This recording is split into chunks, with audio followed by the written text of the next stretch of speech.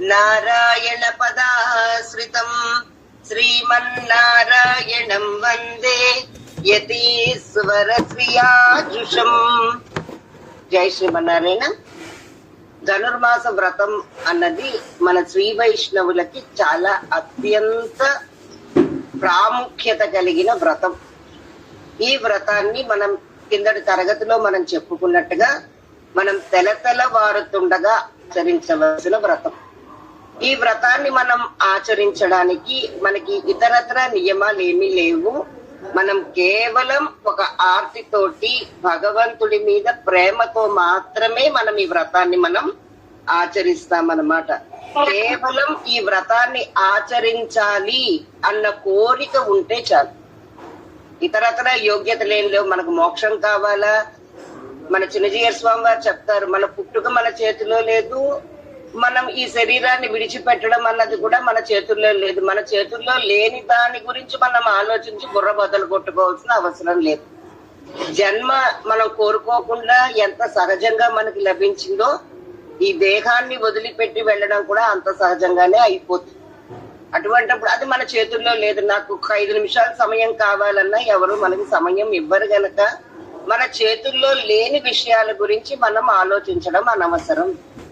అయితే మన చేతిలో ఉన్నది ఏమిటయ్యా అంటే మనం ఉన్నంత కాలం ఆనందంగా బ్రతకడం మనం నేర్చుకోవాలి. ఆనందం అంటే ఒకనాడు ఉండి ఒకనాడు పోయే ఆనందం కాదు. మనం కోరుకునే ఒక 10 మంది గోపికలు మాత్రం నిద్రిస్తూ ఉంటే వాళ్ళని కూడా లేపుకుని, అంటే మనకి సినిమా నాలెడ్జ్ ఎక్కువ గనక మా నాన్నగారు మంచి వారిని 100కి 100 మంది అనాలి, ఒక్కళ్ళు కూడా అనకుండా ఉండకూడదు అన్నట్టుగా ఈ మధ్య వచ్చిన సినిమాల్లో మనం చూసినట్టుగా గోదాదేవి కూడా ఏంటంటే అందరూ వచ్చి సేవించాలి. 5 లక్షల మందిలో 10 అంటే ఎంత చిన్న సంఖ్య అండి. అయినప్పటికీ కూడా వాళ్ళని లేపి తీసుకువెళ్ళి అందరినీ తీసుకుని వెళ్ళి ఈ వ్రతాన్ని ఆచరించింది. అయితే మనం ఈ వ్రతాన్ని ఎలా ఆచరించాలి, మనకు అర్థానుసంధానం కంటే మనం ఈ వ్రతాన్ని ఇంట్లో ఎలా చేసుకోవాలి అన్న దానికి తరగతుల్లో మనం ప్రాముఖ్యత ఇస్తున్నాం గనక మన అందరికి దగ్గర కూడా ఈ ధనుర్మాస వ్రతకల్పము అన్న పుస్తకాన్ని స్వామివారు చక్కగా వేయించారు. ఆ పుస్తకం అందరి దగ్గర ఉండే ఉంటుంది. ఆ పుస్తకాన్ని మనం ఎదురుగుండా పెట్టుకుంటే మనం ఏమీ ఇతరత్ర డీవియేషన్స్ అక్కర్లేకుండా ఆ పుస్తకాన్ని మనం ఫాలో అవ్వడమే మనం చేయవలసింది. ఇందులో ముందుగా మనం నిత్యంగా మనం చేసుకునే గురు పరంపర శ్లోకాలను అనుసంధించుకున్న తర్వాత మనకి ఒక 3 శ్లోకాలు ఇవ్వబడ్డాయి. ఇవి ఆళ్వందారు స్తోత్రంలోని శ్లోకాలు అన్నమాట. అమర్యాద క్షుద్ర చలమతి అసూయ ప్రసవకు కృతజ్ఞో దుర్మాని స్మరపరవసో వంచనపరక నృశంసక పాపిష్టక కథమహమితో దుఃఖ జలదే అపారాత్ ఉతీర్ణ తవ పరిచరేయం చరణయోగో. ఇది ఆళ్వందారు స్తోత్రం. మనం వేరే తరగతిలో ఉన్న వాళ్ళకి దీని మీద కొంచెం అవగాహన ఉంది. అయితే ముందర మనం చేసుకోవాల్సింది నైత్యానుసంధానం. భగవంతుడి దగ్గర మనం చేరిన తర్వాత మేము ఇంత గొప్ప వాళ్ళం కనుక నీ సేవ చేస్తున్నాను స్వామి, నీకు ఇన్ని పువ్వులతో పూజ చేయబోతున్నాను, ఇన్ని మధురమైన పదార్థాలు నీకు ఆరగింపు పెట్టబోతున్నాను, ఇంత గొప్పవాడిని, నా మనసులో ఏమీ లేవు అని మనం అనుకుంటే మనం వంచన చేసుకున్నట్లే. మనం భగవంతుడి దగ్గరికి చేరి మనం చేయవలసింది నైత్యానుసంధానం. మనలో ఉన్న దుర్గుణాలని మనం భగవంతుడి ముందర చెప్పుకోగలగాలి.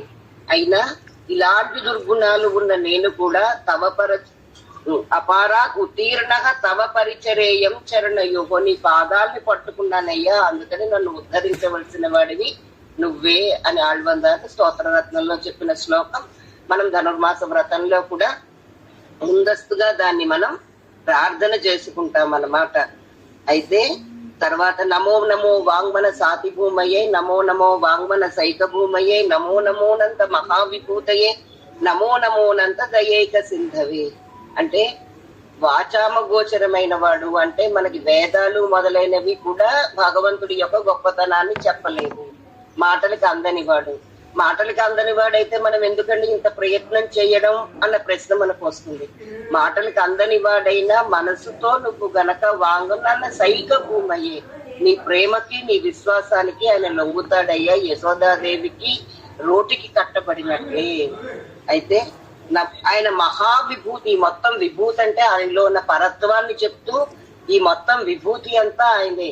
అయ్య బాబాయ్ అంత గొప్పవాడు మన్నెందుకు రక్షిస్తాడండి అంటే, నమో నమోనంత దయైక సింధవే. ఆయన దయే ఒక సముద్రం అయితే అంత దయ కలిగిన వాడు ఆయన. ఆయనలో పరత్వం ఉంది, సౌలభ్యం కూడా ఉంది. సౌలభ్యం ఉండబట్టే కదండి అలా పార్థసారథి కింద అర్జునుడికి రథసారథి కింద చేశాడు ఆయన. ఆ సౌలభ్యానికి పరిపూర్ణంగా మనకు కనిపించేది శ్రీ కృష్ణావతారంలో స్వామి చేసిన లీలలు. ఆయన చేసిన లీలల్ని మనం జన్మ కర్మచమే దివ్యం. ఆయన జన్మ, ఆయన కర్మ, వీటన్నిటిని మనం తలుచుకుంటే చాలు అన్నట్టుగా ఆయన వేదాలకి కూడా అందని పరత్వం కలిగిన వాడు. నువ్వు ప్రేమతో కొలిస్తే నీకు అందుతాడు. అదే విధంగా ఈ మహావిభూతి అంతా ఆయనదే అయినప్పటికీ ఆయనలో దయాసాగరుడు గనక, దయ ఉంది గనక ఆయన నిన్ను కరుణిస్తాడు అని ముందర మనకి భరోసా కావాలి కదండి. మనం ఏదో దేవుడికి విగ్రహాలకి చేస్తున్నాం అంటే మళ్ళీ మనం చెప్పుకుంటున్నాం. అక్కడ ఉన్నది పరబ్రహ్మ తత్వం.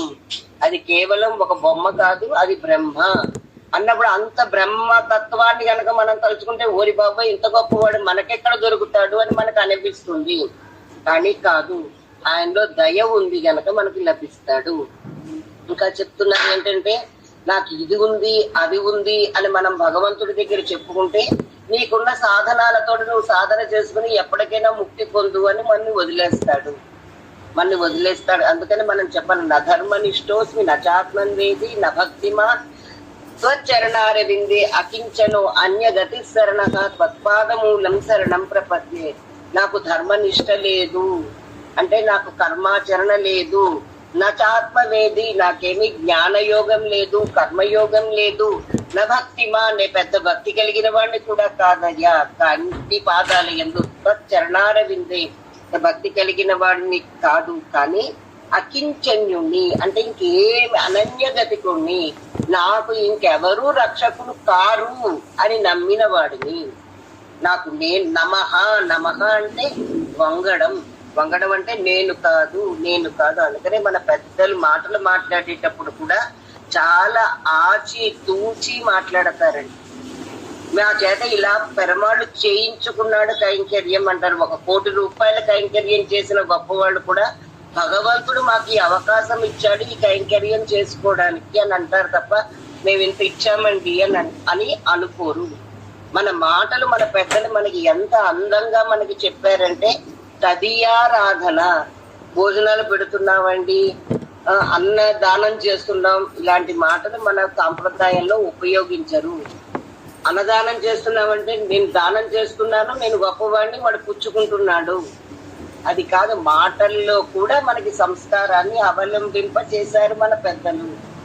తదియ ఆరాధన అంటే మనం పెట్టేది అన్నం సాపాటే పెడతాం వాళ్ళకి, కానీ అది ఒక ఆరాధన కింద మనం చేస్తామన్నమాట.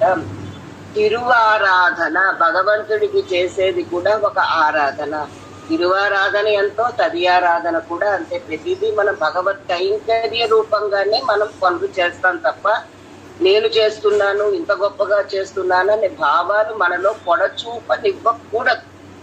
మన అందరం కూడా అటువంటి మాటలలో కూడా అటువంటి సంస్కారాన్ని అవలంబింప చేసుకోవాలన్నమాట ఈ సాంప్రదాయంలోకి వచ్చేటప్పటికి. అయితే కేవలం సాంప్రదాయంలో మాటలకి మాత్రమే పరిమితం కాకుండా దాని మనసులోంచి రావాలి ఆ మాటలు.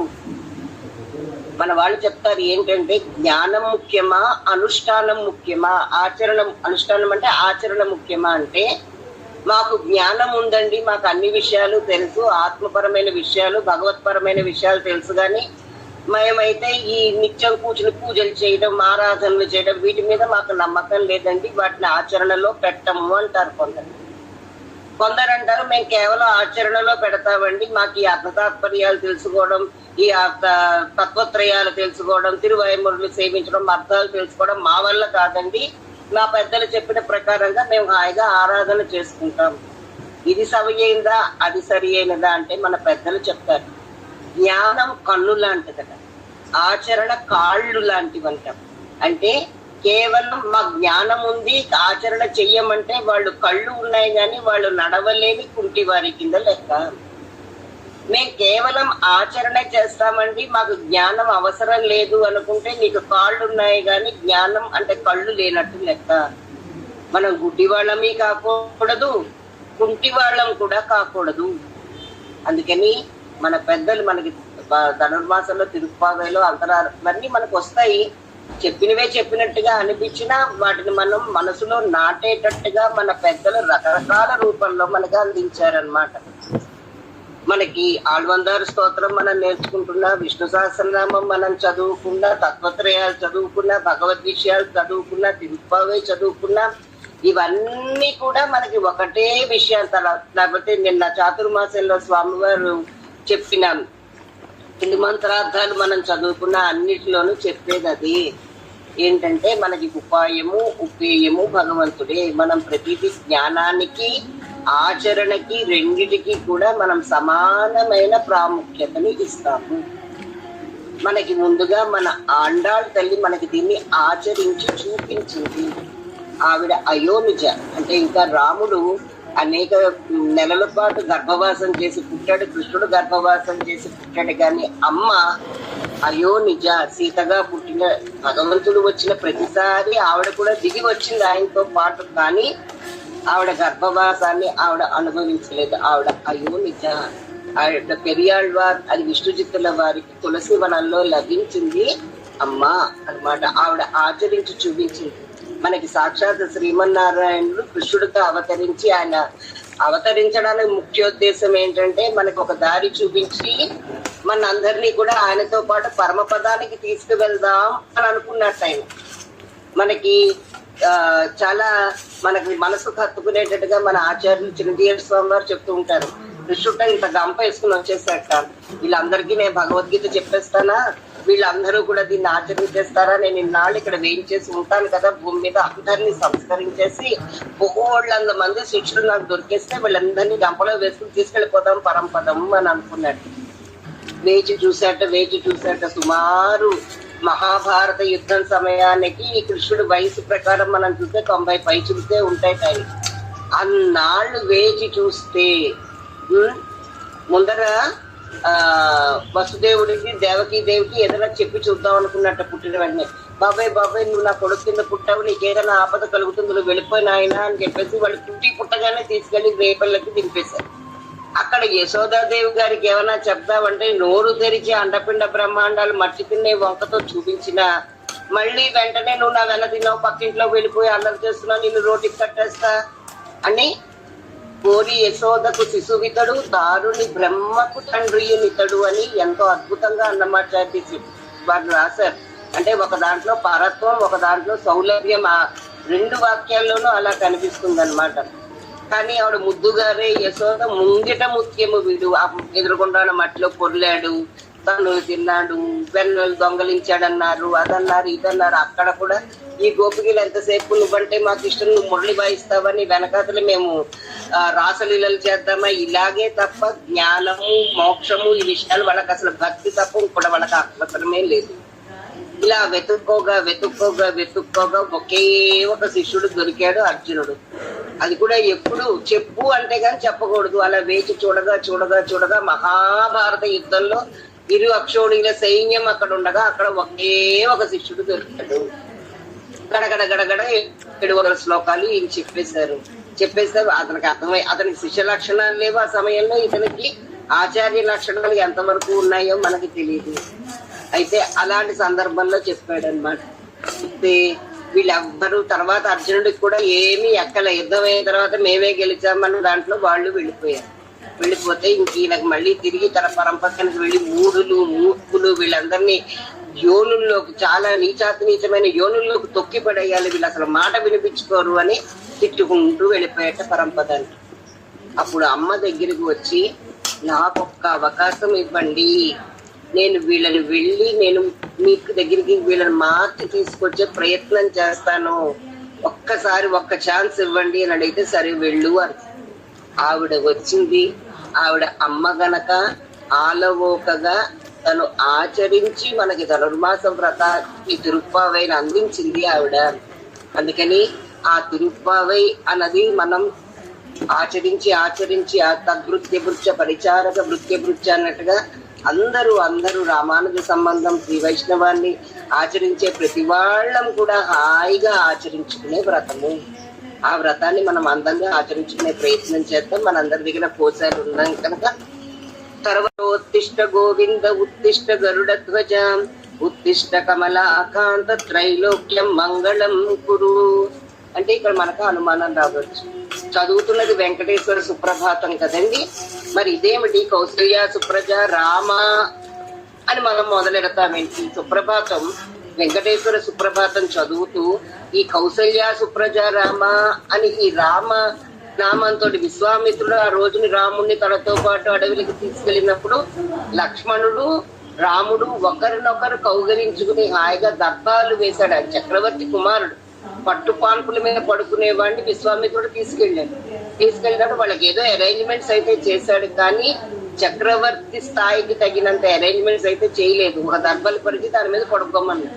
కానీ ఎంత గొప్ప శిష్యుడో తెలుసా అండి రాముడు, లక్ష్మణుడు కూడా. ఇద్దరు ఆ దర్భల మీద పట్టుపాన్పుల మీద పడుకున్నంత హాయిగా ఒకరినొకళ్ళు కౌగలించుకుని హాయిగా పడుకుంటే పొద్దున్నే లేపాలి. చిన్నపిల్లలు అంతటి ఋషికి కూడా అయ్యో వీళ్ళని నిద్రలేపుతున్నానని అనిపించి ఎలా లేపాలో తెలియక గణశాసన శ్లోకం కింద విశ్వామిత్రుడు చెప్పిన శ్లోకం అన్నమాట. కౌసల్య సుప్రజారామ పూర్వ సంధ్యా ప్రవర్తతే అని లేపాడు. అంటే దీనికి మనం ఇది నిజంగా మనం వెంకటేశ్వర సుప్రభాతంలో కలిపినప్పుడు మనకు అర్థం అవ్వాల్సింది. మళ్ళీ మన శాంతి మంత్రానికి వెళ్తాం.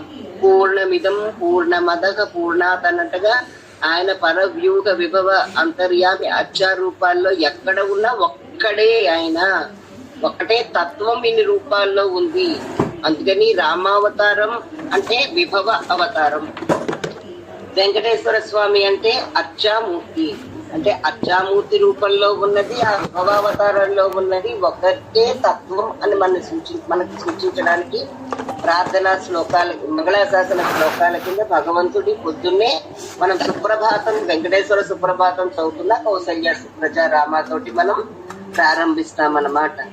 అయితే ఇప్పుడు మనం తతోకిల జగత్పద్మ బోధాయాచుత భానున దేవకీ పూర్వ సంధ్యాయాం ఆవిర్భూతం మహాత్మన అని చెప్పి అప్పుడు 3 సార్లు మనం ఇలాగా 3 సార్లు కవాట ఉద్ఘాటన అంటారనమాట. భగవంతుడికి 3 సార్లు మనం తప్పట్లు చరిచి అప్పుడు తలుపులు తీస్తామన్నమాట.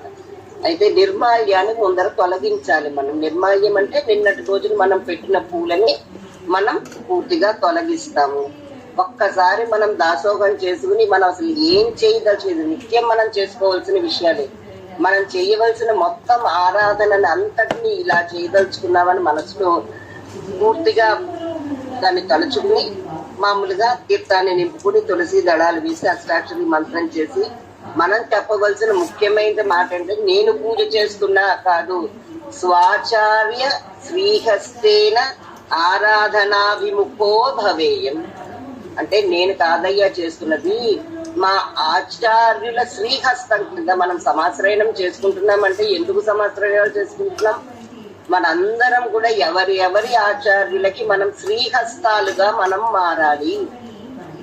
అంటే ఆయన మన ఇంటికి వచ్చి ఆరాధన చేయలేదు కనుక ఆచార్యుల హస్తం కింద మనం భావించి మనం ఈ ఆరాధన చేస్తున్నాం. ఒక్కసారి మనసులో మనం ఆ భావాన్ని మనసులో నింపుకోవాలన్నమాట.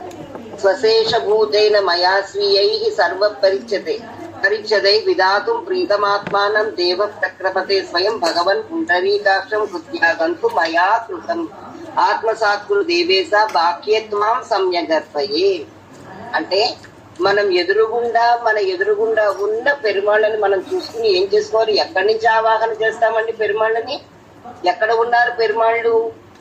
మన అంతర్యామిగా మన రూపంలోనే ఉన్నారు. మన మనస్సులో ఉండే స్వామిని ఒక్కసారి మాకు బయటకు వచ్చి దర్శనమియ్యి, స్వాగతం సమర్పయామి అంటే మన మనసులో ఉన్న స్వామిని మన ఎదురుగుండా రమ్మనమని ఆహ్వానించి అప్పుడు ఎదురుగుండా ఆత్మసాత్కులు దేవేశ బాక్యత్వాం సమ్యగర్భయే, నువ్వు ఎదురుగుండా వచ్చి ఆసీనుడవయ్యి మా ఆచార్యుల శ్రీహస్తం కింద మేము చేసే ఈ ఆరాధనని నువ్వు అందుకో అని మనం ప్రార్థన చేస్తాం.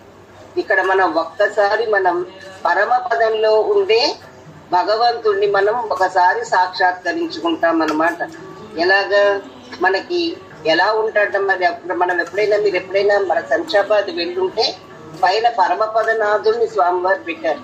ఎలా ఉంటాడ భగవంతుడు, మనం ఎంతో కష్టపడి ఎంతో మన అదృష్ట విశేషం చేత భగవంతుడు మనకి ఇక్కడ ఉన్న కర్మబంధాన్ని తొలగించి మనం పరమపదం వెళ్ళగలిగితే, ఆ పరమపదానికి వెళ్ళినప్పుడు మనం ఆ విష్ణు మండపంలోకి మనం ప్రవేశించినప్పుడు అందరినీ దాటుకుని మన ఆచార్యులు అక్కడ ఉంటారు, ఆళ్వార్లు ఉంటారు, నిత్యసూరులు ఉంటారు, అందరూ ఉంటారు. అయితే ఒక పీఠం మీద స్వామి ఆసీనుడై ఉంటాడనమాట. మనం వెళ్తాం మెల్లిమెల్లిగా అడుగులు వేసుకుంటూ అక్కడ దాకా చేరుకుంటే ఆయన చూస్తే అంత ఉంటాడు. మనం అణుస్వరూపంలో ఉంటే మనం వెళ్ళి ఆయన ఎలా చూడగలుగుతామంటే ఆయనే మన కోసం పాదాల్ని ముందరికి చాపుతాడుట. తస్మిన్ ధర్మాది పీఠం తదుపరి కమలం చామర గ్రాహిణిశ్చ విష్ణుం దేవీర్ విభూషా యుధగణం రగం పాదుకే వైనతేయం సేనేశాం ద్వారపాలాం కుముదముఖగణాన్ విష్ణు భక్తాన్ ప్రపద్యే. వీళ్ళందరినీ మనం దాటుకుని వెళ్ళిన తర్వాత సవ్యం పాదం ప్రసార్య, ఆయన పాదాల్ని ముందరకి చాపితే ఆయన పాదాల మించి మనం పైకి ఎక్కుతాం. పైకి ఎక్కిన తర్వాత ఆయన పక్కన ఎవరు ఆశీనులై ఉంటారు?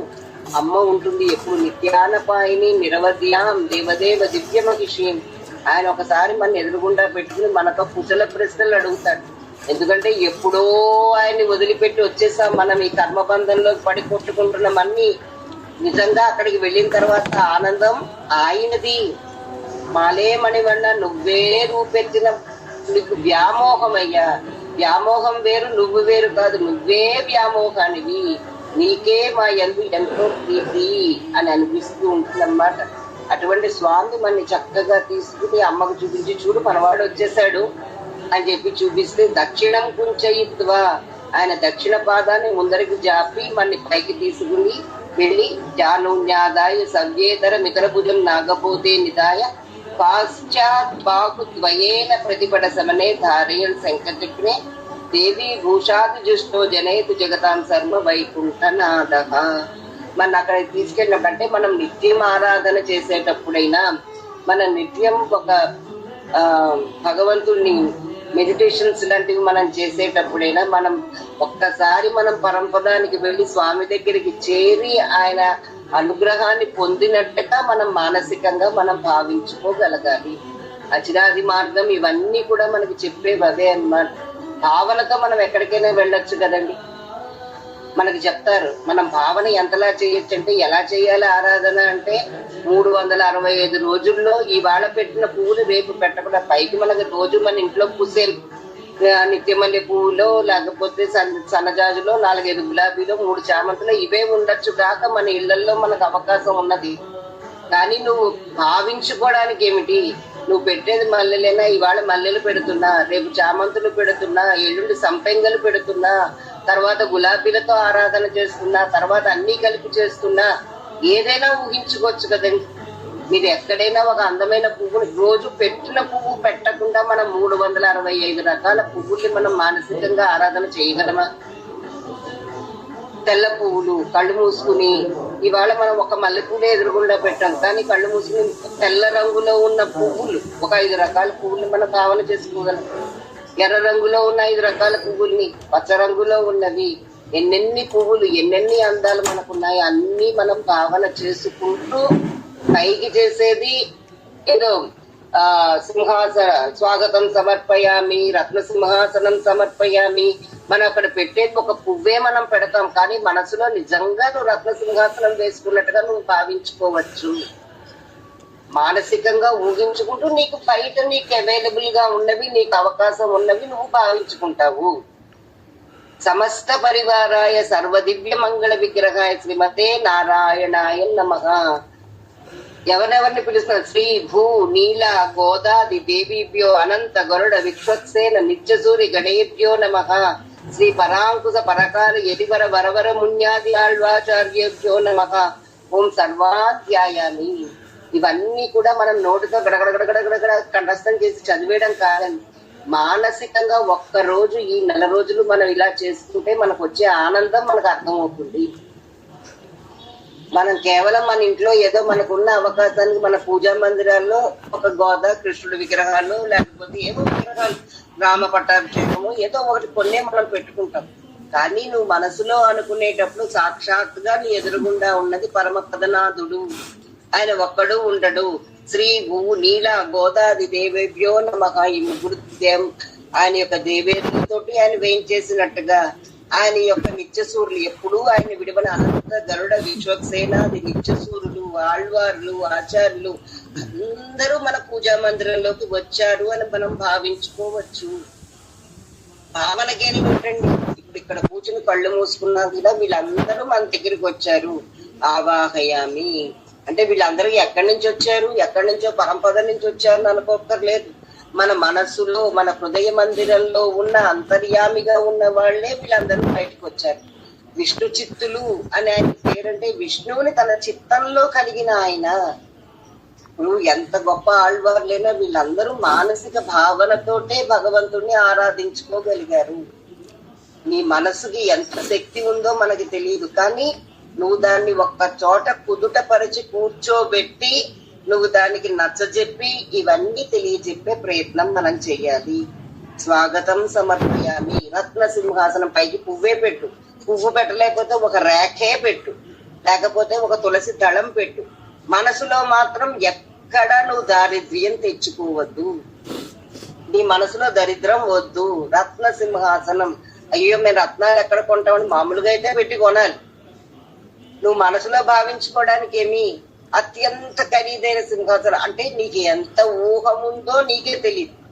నిజం చెప్పాలంటే ఊహించుకోవడం కూడా కష్టమండి. రత్న సింహాసనం అంటే మనం కళతో ఎప్పుడో చూసిందే మనం ఊహించుకుంటాం, కానీ క్రియేటివ్ గా ఆలోచించండి. ఒక ఎప్పుడో మనకి ఈ మొగలాయిలు మనకి తీసుకెళ్లిపోయారు, ఏమిటది మన పీకాక్ థ్రోన్ అంటారు కదా, అటువంటి సింహాసనం నువ్వు మనసులో ఊహించుకోవడానికి రోజుకో సింహాసనం వేసి పెట్టండి. అలాగా సమస్త పరివారాయ సర్వ దివ్య మంగళ విగ్రహాయ శ్రీమతే నారాయణాయ నమః. హస్తయో అర్ఘ్యం సమర్పయామి. అక్కడ పంచపాత్రలు మనం పెట్టుకుంటాం గనక ఆ పంచపాత్రలు ఒక పాత్ర అంటే ఒకటి 5 పాత్రలు ఇలా పెట్టుకుంటాం, పక్కన ఇంకొక చిన్న పాత్ర అంటే ఇక్కడి నుంచి తీసుకుని అందులో పెడతాం అన్నమాట. పరిశుద్ధం చేసుకోవడానికి ఇంకొక పాత్ర మనం పెట్టుకుంటాం. అర్ఘ్యం సమర్పయామి అంటే ఆయనకి నోటికి నీరు మనం అందిస్తాం అన్నమాట. అది తీసి ఇలా అందించిన తర్వాత పక్కన శుభ్రం చేసి పక్కనున్న పాత్రలో వేసి మళ్ళీ దీన్ని శుభ్రం చేసుకుని పెట్టుకుంటాం. అంటే మనసులో ఇవన్నీ ప్రాక్టికల్ గా కూడా పంచపాత్రలు పెట్టుకుని మనం చేయగలిగినవన్నీ మనం చేయొచ్చు. అంటే అంతా మానసికంగానే చేస్తామండి మేమేం చెయ్యము అని అనద్దు. చెయ్యగలిగినవి మనం చేస్తూ ఉంటాం. 5 పాత్రలు పెట్టుకుంటాం. పెట్టుకున్న తర్వాత ఒకటి పరిశుద్ధం చేసుకోవడానికి ఒక పాత్ర, గ్రహించడానికి ఒక పాత్ర అన్నమాట. అర్ఘ్యం సమర్పించిన తర్వాత పెరమాళ్ళకి దాన్ని తీసుకెళ్లి పక్కనున్న పాత్రలో వేసి మళ్ళీ శుద్ధం చేసుకునే పాత్రలో దీన్ని మళ్ళీ మనం ఈ దేనితో ఉద్ధరణతో ఏదైతే అన్నామో దాన్ని మళ్ళీ శుభ్రపరచుకుంటాం. హస్తయోర్ అర్ఘ్యం సమర్పయామి. ఆయన చేతికి అంటే వచ్చారు మన ఇంటికి, వీళ్ళందరూ అతిథుల కింద వేయించేశారు. అందరూ అతిథుల కింద ఎవరు వచ్చారు? అందరూ వచ్చారు. ఇప్పుడు మనం పెరమాళ్ళకు ఒక్కళ్ళకే ఇస్తే ఆయనకు ఆనందం ఉండదండి. ఆయనతో పాటు వచ్చిన పరివారాన్ని అందరినీ కూడా మనం ఆదరించాలన్నమాట. ఆ వచ్చిన అనంత గరుడ విశ్వక్సేన ఆళ్వార్లు ఆచార్యులు అందరికీ కూడా మనం మనసులో ఇచ్చినట్టుగా భావిస్తాము. పాదయోగ పాద్యం సమర్పయం అంటే మన ఇంటికి ఒక పెద్ద అతిథి వచ్చినట్టు అనమాట. పాదాలకి రెండిటికి కూడా మనం పాదాలు రెండింటినీ కూడా కడిగి అది కూడా పాద్యం సమర్పయామి. ముఖే ఆచమనీయం అంటే నోటికి మనం అందించే ఆచమనీయం, అది 3 సార్లు మనం అందిస్తాం. తర్వాత ఎంత చక్కగా దంత కాష్ట జిహ్వ నిర్లేఖన గండూషణ ముఖ ప్రక్షాళన తాంబూల తైల్యావ్యంజన అంగోద్వర్తన అమలకతోయ హరిద్రాలేపన స్నాన కూర్చ ప్రసారణాన్ని సమర్పయామి. అంటే ముందర వచ్చిన వాళ్ళకి దంతధావనం మనం చేస్తాం. తర్వాత జిహ్వా నిర్లేఖనం అంటే మనం పాచి తీసినట్టుగా, నాలుకకి పాచి తీసినట్టుగా కూడా మనం ఈ ఉపచారాల్లో మనం చేస్తాం. మనకేంటంటే స్వామివారే చెప్తారు ఏంటంటే అమెరికా వెళ్ళినప్పుడు వాళ్ళు ఎవరికి ఈ పాచి తీసుకోవడం, నాలుకని శుభ్రపరచుకోవడం అన్న పద్ధతి అంటే ఇప్పుడు మన వాళ్ళు ఎక్కువ మంది అక్కడికి వెళ్ళిన తర్వాత అందరూ నేర్చుకుంటున్నారు చిన్నప్పటి నుంచి అలవాటైన పద్ధతులు. కానీ మామూలుగా వాళ్ళ పద్ధతులు అయితే ఆ నాలుక శుభ్రపరచుకోవడం లేదు. ఇప్పుడు ఒక డెంటిస్ట్ దగ్గరికి వెళ్తే వాడు క్లీన్ చేసి పెడుతూ ఉంటాడు. దాసరాలకు కూడా ఏమీ తెలియదు, కానీ చెప్పిన మాటల్ని బట్టి చెప్తారు. కానీ చూడండి, మన పెద్దలు మన తిరువారాధనలోనే అది కూడా ఇంక్లూడ్ చేశారంటే ఈ జిహ్వా నిర్లేఖనం అన్నది మనకి ఎప్పటి నుంచో మన పెద్దలు ఆచరిస్తున్న నియమాలు అన్నమాట. అలాంటిది మనకి వాళ్ళు ఏదో కల్చర్ నేర్పినట్టుగా వైట్ మ్యాన్స్ బర్డన్ మీకు అందరికీ మేము కల్చర్ నేర్పామని వాళ్ళు చెప్తుంటే అవునవును గంగిరెద్దుల్లా మనం తలుపుకునే దుస్థితిలో మనం ఒకనాడు ఉన్నాం, ఇప్పుడు మళ్ళీ బయటకు వస్తున్నాం, మన అదృష్టం. కానీ ఒకప్పుడు అలాగే అవునండి మాకేం తెలియదండి, మేము మీరు చెప్తే నేర్చుకున్నాం, మాకేం సంస్కారాలు లేవు, మేము చాలా బ్యాక్వర్డ్ పీపుల్ అన్నట్టుగా అంగీకరించారు మన రాజకీయపు పెద్దలు అందరూ కూడా. కానీ అది కాదు. చూడండి, జిహ్వా నిర్లేఖన గండూషణ, మూతి పుట్టించి ఉమ్మి ముఖ ప్రక్షాళన, ముఖాన్ని మనం శుభ్రం చేసి ఆయనకి స్నానకూర్చ హరిద్రాలేపన స్నానకూర్చ ప్రసారణాన్ని సమర్పయామి. అంటే మనకి ఇప్పుడు పార్లర్స్ లో వాటిలో ఉన్నట్టుగా మంచిగా హరిద్రాలేపనంతో మంచిగా మసాజ్ చేసి చక్కటి స్నానాన్ని ఆయనకి అందించినట్టుగా భావిస్తాము. ఎదురుగుండా కొంచెం తీర్థం తీసి ఆయన ప్రక్షాళన చేసి ఇవన్నీ మనసులో భావించుకోవాలన్నమాట. అంటే ముఖం కడిగి నలుగు పెట్టి శుద్ధి చేసి అన్ని చేయించినట్టుగా అది అయిన తర్వాత ఆయన అలసిపోతాడు గనక మళ్ళీ అర్ఘ్యం పాద్యం ఆచమనీయం సమర్పించిన తర్వాత మళ్ళీ శుద్ధ ఆచమనీయం సమర్పించి ఆయన క్లోత వస్త్రం అంటే తువ్వాలతో మనం అద్దుకున్నట్టుగా ఆయనకి మొత్తం అంతా కూడా డ్రైగా అయ్యేటట్టుగా తుడుస్తాము. ఆ తర్వాత వస్త్రం ఇక్కడ ఎంత క్లియర్ గా ఇచ్చారు స్వామి గారు, మళ్ళీ మనం ఒకసారి చెప్పుకుంటాం. వస్త్రయుగ్మం సమర్పయామి, బట్టలు సమర్పించి ఊర్ధ్వకుండ్రం సమర్పయామి, యజ్ఞోపవీతం సమర్పయామి, దివ్యశ్రీ చందనం సమర్పయామి, సర్వాభరణ అలంకారాలు సమర్పయామి. ఇలా సిద్ధం చేసిన తర్వాత అన్ని రకాల ఆభరణాలు, ఇది కూడా మళ్ళీ మానసికంగా మనం ఏమేం పెట్టగలిగితే కిరీటం దగ్గర నుంచి చిరుమువ్వ గజ్జెల దాకా అన్నిటితోటి స్వామిని అలంకరిస్తాము.